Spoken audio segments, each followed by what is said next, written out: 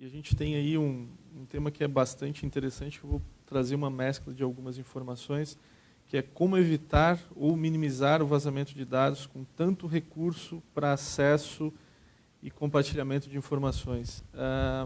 Existe uma pesquisa recente que mostrou que 43% dos ataques, especialmente de vazamento de dados, acontece com insiders, né, que são pessoas de dentro da empresa que acabam vazando informações. E tem muitas pessoas que já são contratadas e já vão visando esse propósito, e tem outras que acabam tendo uma oportunidade ou são aliciadas por algum concorrente ou até por um bandido e acabam vazando informação. O ponto é que hoje a gente está com um uso muito intensivo de tecnologia, especialmente de compartilhamento, porque a dinâmica do mercado, do negócio a informação precisa estar acessível aonde você estiver e por aí vai. Isso é extremamente importante, mas cria um desafio gigantesco para as empresas. No passado a gente falava muito de segurança de perímetro, né? E o perímetro era a empresa e a internet e os segmentos de rede interna. Ok, hoje não tem mais perímetro, né? O perímetro está pura e simplesmente em todos os lugares. Ele está no celular, ele está nesse tablet. O perímetro é móvel hoje. Então, proteger somente o perímetro da empresa não resguarda, em hipótese alguma, especialmente cargos mais altos que têm uma necessidade e a maioria das políticas permitem acessos mais privilegiados com relação a isso. E aí a gente entra num outro ponto problemático, porque, infelizmente, a maioria das pessoas que têm um nível mais alto de acesso à informação são as menos educadas digitalmente. Então, é um baita de um problema. Mas, vamos lá, somado a isso, a gente tem softwares de compartilhamento de arquivos em nuvem, a gente tem parte de informação que está armazenada na infraestrutura da empresa, mas que é acessada de fora, tem parte que não está mais dentro da empresa, está em algum serviço de nuvem, de infraestrutura. A gente tem muitas empresas que permitem o uso de dispositivos pessoais dentro do trabalho, que é uma coisa que se chama BIOD. Enfim, a gente está mergulhado num universo de necessidade de acesso à informação, mas isso tem um impedimento, um desafio gigantesco sobre a perspectiva de segurança da informação.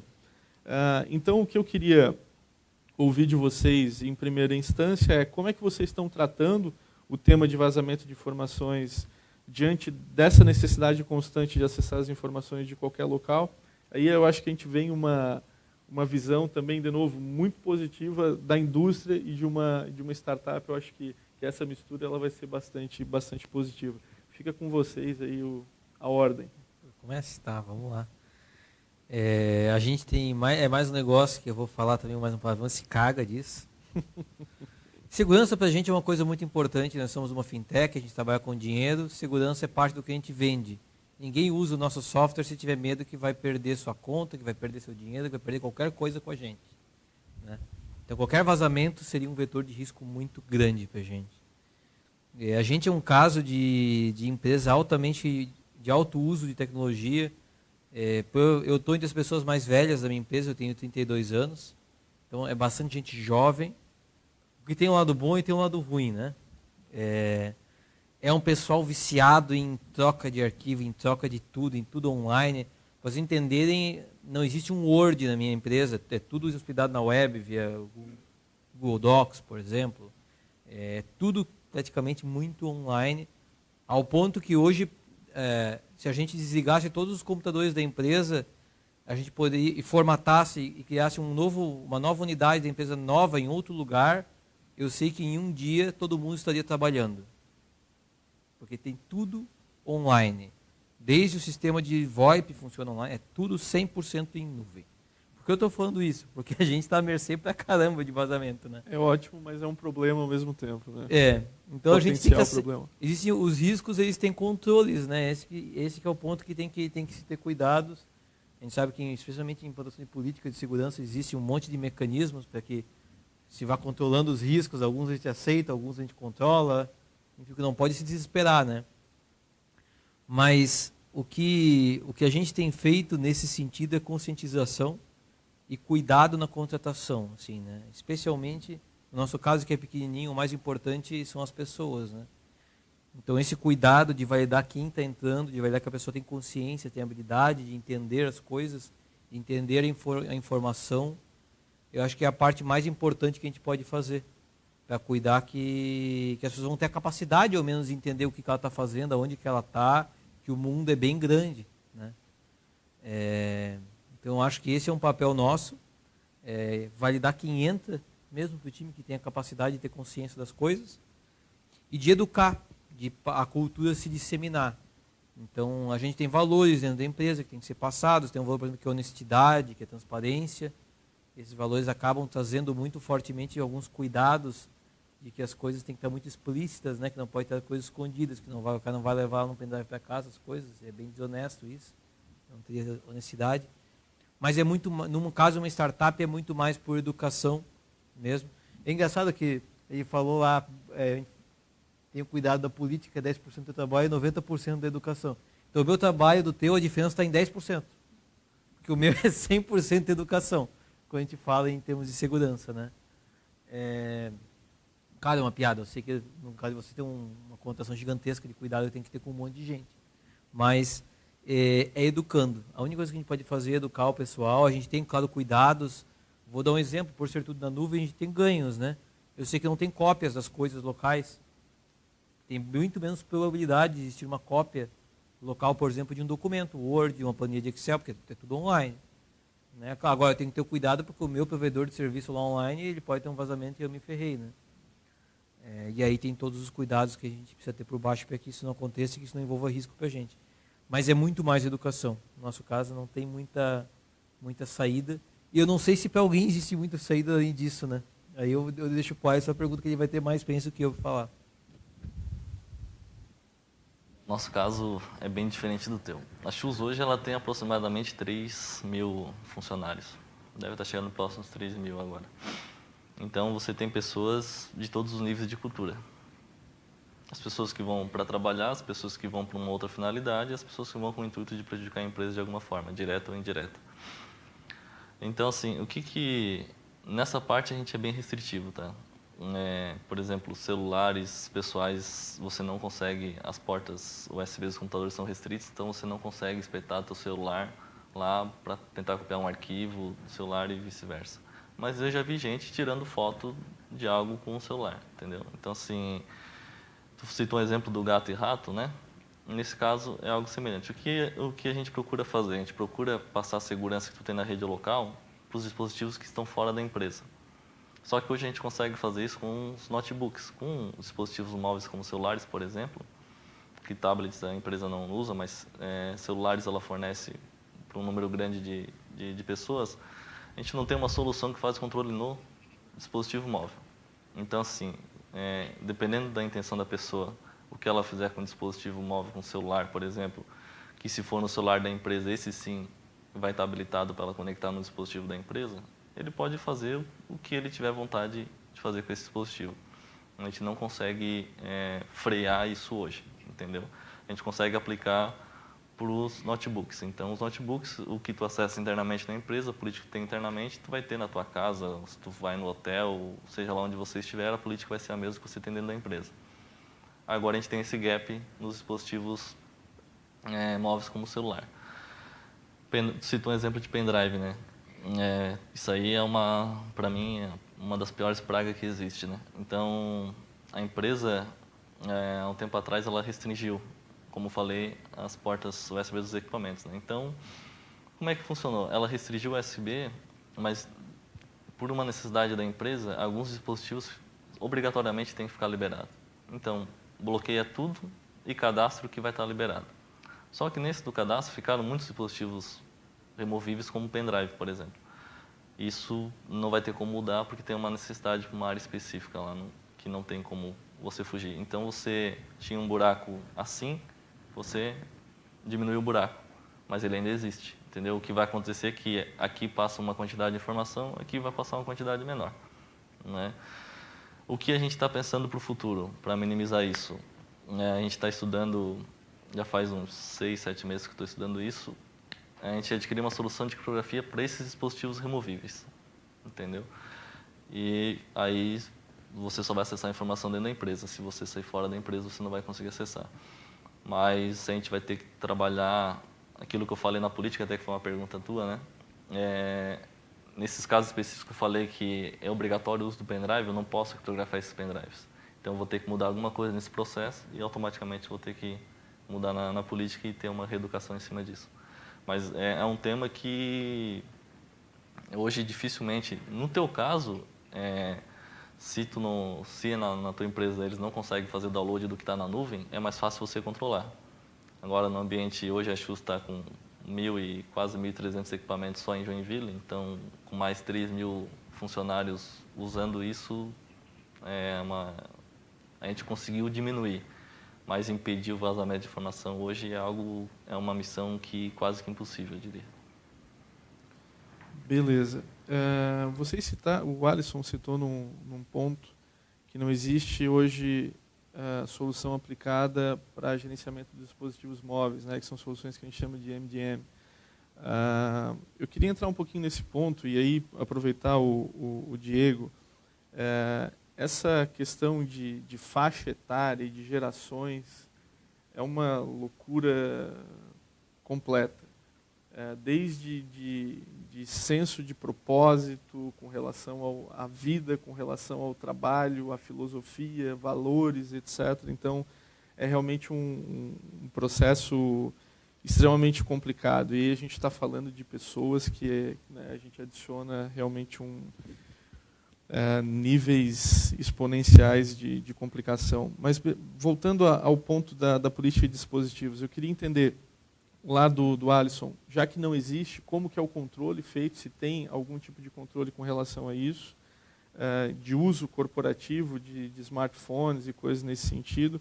E eu queria ouvir um pouquinho do Diego também, como que o ASAS trata isso, porque eu acredito que todo mundo entra com o seu celular, faz o que bem entende com o seu celular, e isso é interessante, mas a gente precisa estar num next level para chegar nesse ponto, que nunca vai ser a realidade de uma indústria, né, com 3.000 colaboradores e por aí vai. Então vamos falar um pouquinho dessas coisas aí. Posso começar? Pode. No nosso caso, o pessoal pode estar com celular, pendrive, até o cachorro o cara pode levar para a empresa, desde que ele não faça xixi nos cantos.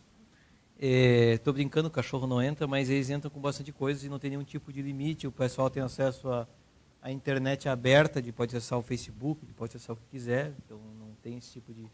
No nosso caso, se eu proibir isso, eu vou tirar as melhores pessoas do time.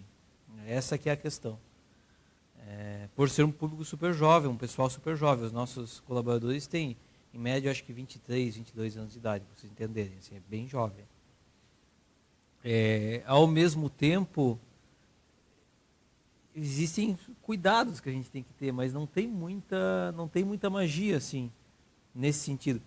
O pessoal pode ficar escutando Spotify, escutando música enquanto está trabalhando. Muita gente faz isso. É super, super, super aberto. Mas eu fiquei com dúvida de o que tu quer, o que eu posso... Eles podem levar informações nesses dispositivos conscientemente para casa? Não. Via de regra, não. Eles não podem. Existe um NDA que eles assinam de que a informação é da empresa e tudo mais. Contrato de trabalho, tem toda uma questão legal disso, que é passado para eles. A gente tem bloqueios para que coisas da empresa não sejam acessadas de fora da empresa. Tem um monte de bloqueios que fazem com que eles não consigam fazer de casa, por exemplo, coisas que eles só podem fazer de dentro da empresa. Existem cuidados quanto a isso.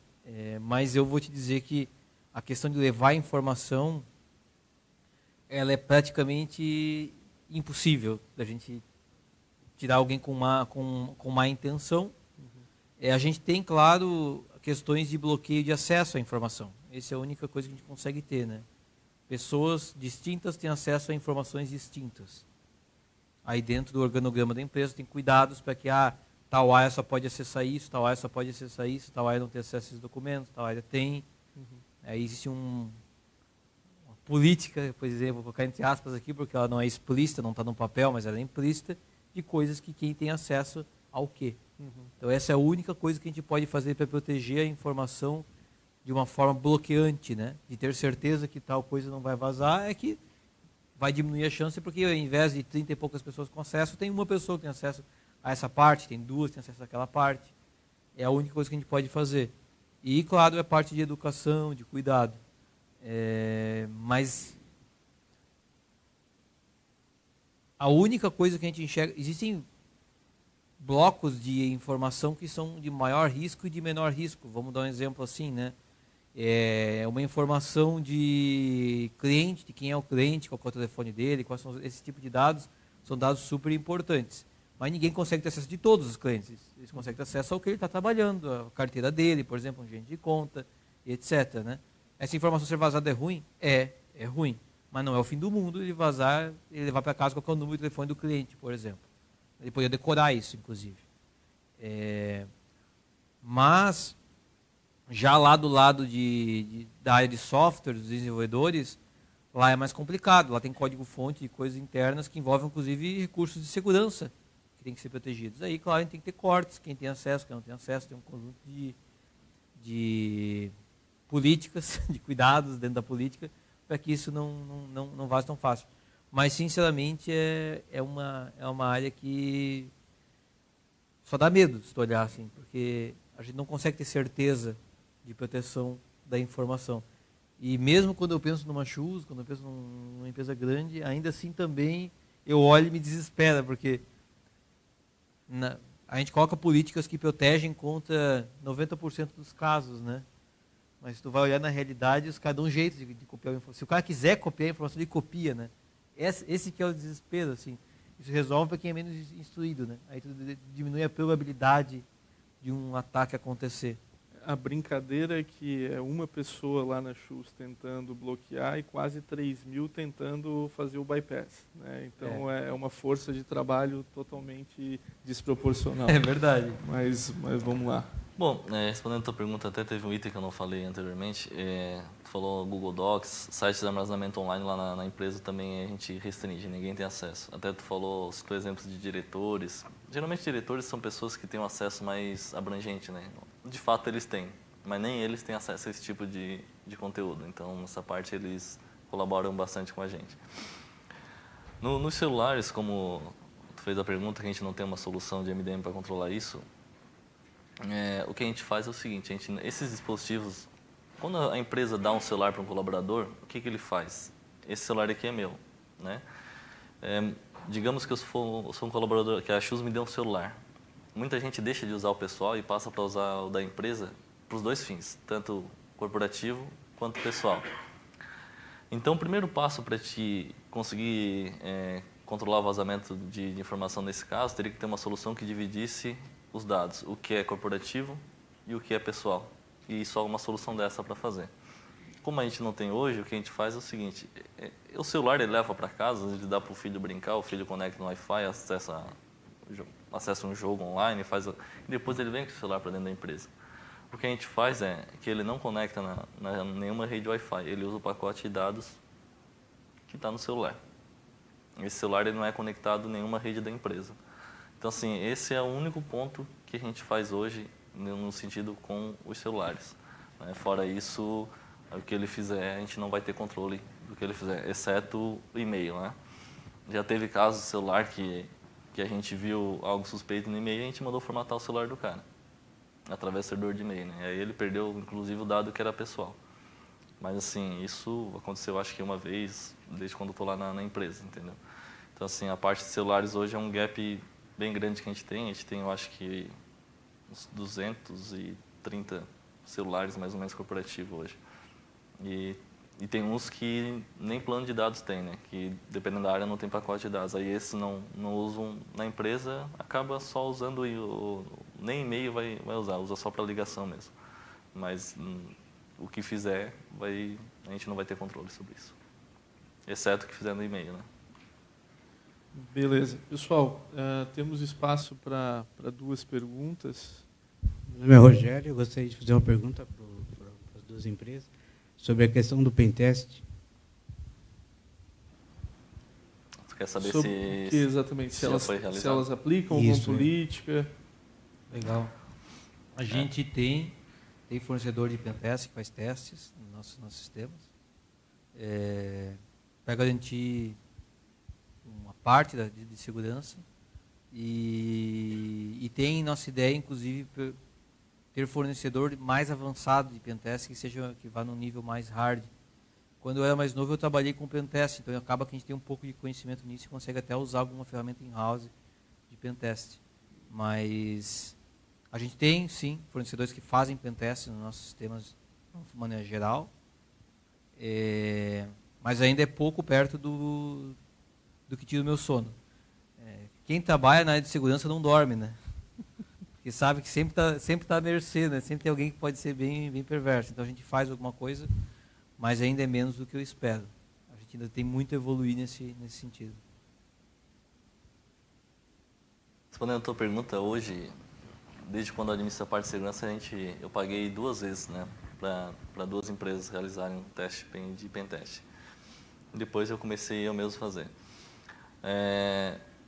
Para te se proteger, a forma mais efetiva para te se proteger é tu saber como funcionam os ataques. Então, o pentest que tu citou é algo que é válido para toda empresa estar realizando. Porque, através do pentest, se ele for bem feito, você descobre as falhas e você corrige suas próprias falhas.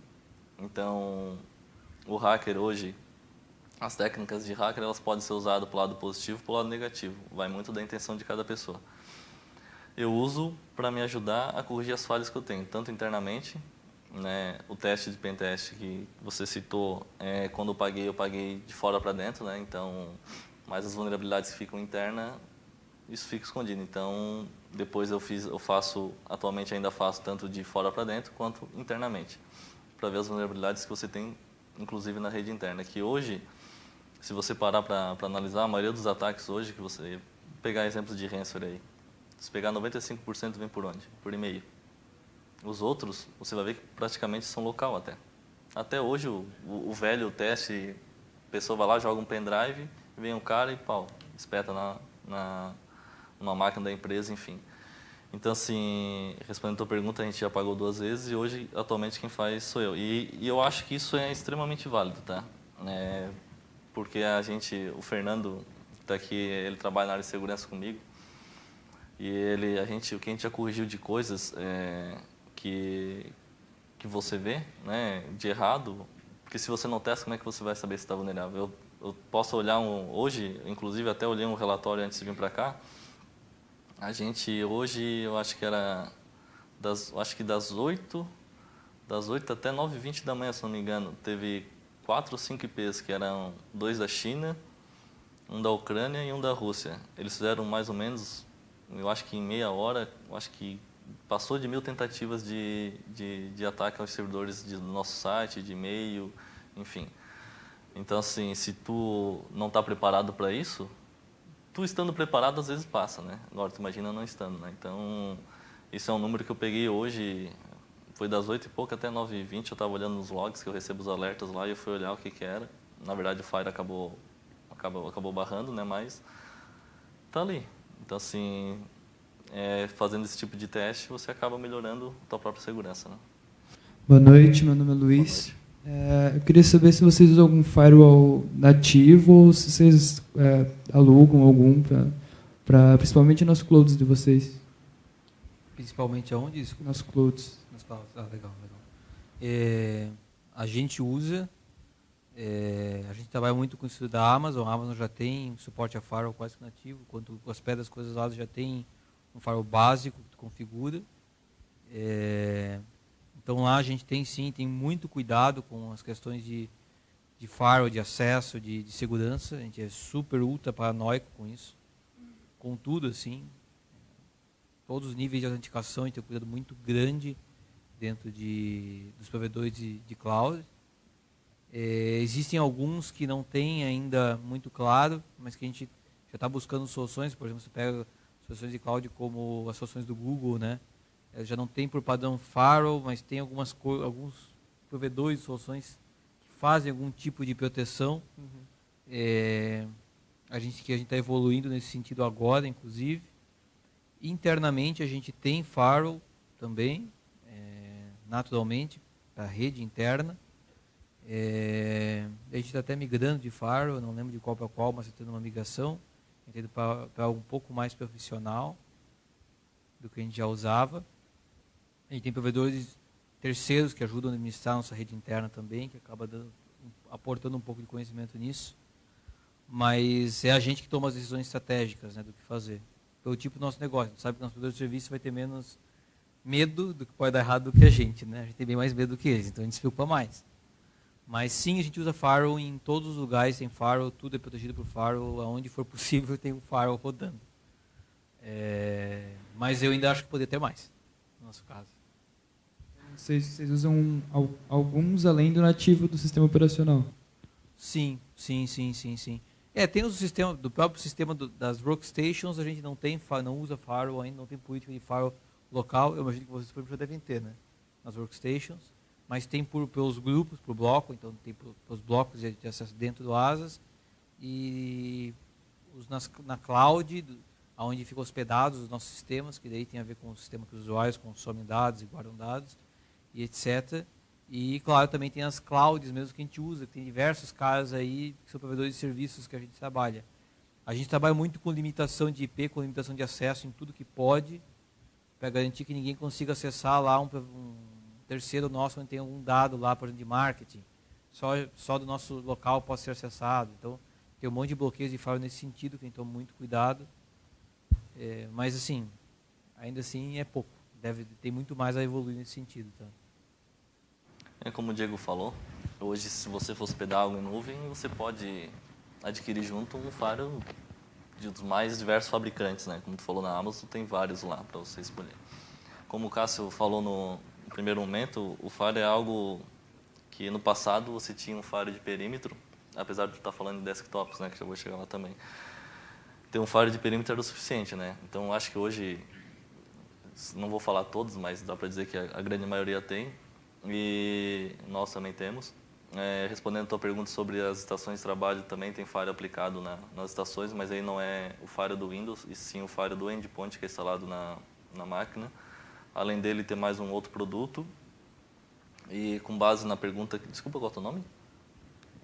O Rogério, que o Rogério fez anteriormente sobre o pentest. Fazendo o pentest, a gente descobriu uma falha que nós tínhamos na rede local.